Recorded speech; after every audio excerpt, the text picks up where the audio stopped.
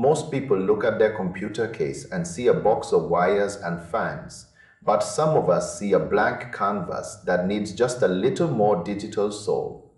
That is where these tiny secondary displays come in, sitting right inside your blast side panel like a high-tech dashboard for a spaceship. It is not about having more space to browse the web or watch videos. In fact, if you try to drag a window over to this thing, you will find yourself staring at a brick wall. This little screen is a dedicated specialist. It has one job and one job only. It tells you exactly how hard your processor is working and whether your graphics card is about to melt into a puddle of silicon. The most fascinating part of the hardware is how it connects. Usually, adding a screen means sacrificing a port on your expensive graphics card. Not here.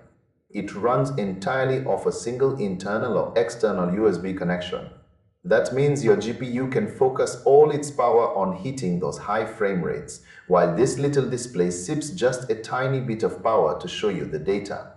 You plug it in, fire up the custom software, and suddenly you have got a glowing readout of your system vitals. But here is the thing about that software. It is a bit of a Wild West situation. Some people find it incredibly easy to navigate. Others feel like they are trying to decode ancient scrolls just to get a temperature reading to show up. Since many of these units are rebranded by different sellers, the experience can vary wildly.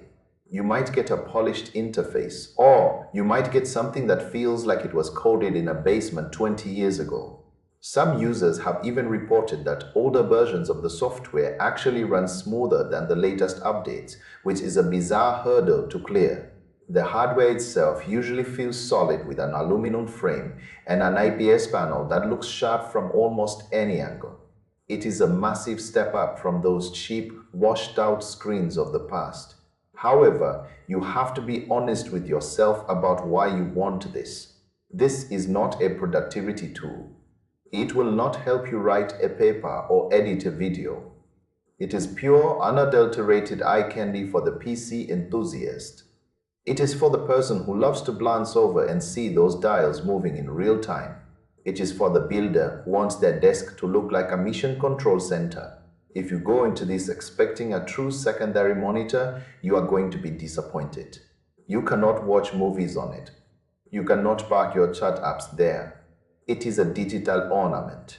For some, that is exactly what is missing from their setup. It adds that layer of premium polish that makes a custom build feel finished. It turns a static machine into something that feels alive and breathing. For everyone else, it might just be another gadget that loses its charm after a week. You have to decide if that aesthetic glow is worth the price of admission or if you should just save your money for a real portable monitor that actually lets you get some work done. It is a luxury, plain and simple. It is a way to turn boring numbers into a visual statement. Just make sure you know that you are buying a piece of art, not a piece of infrastructure. The savage truth is that this is a niche product for a niche crowd. It solves a problem most people do not have. It replaces software overlays that usually float on your main screen, giving you back that precious screen real estate during an intense gaming session. If you hate having bars and numbers covering up your game world, this is a dream come true.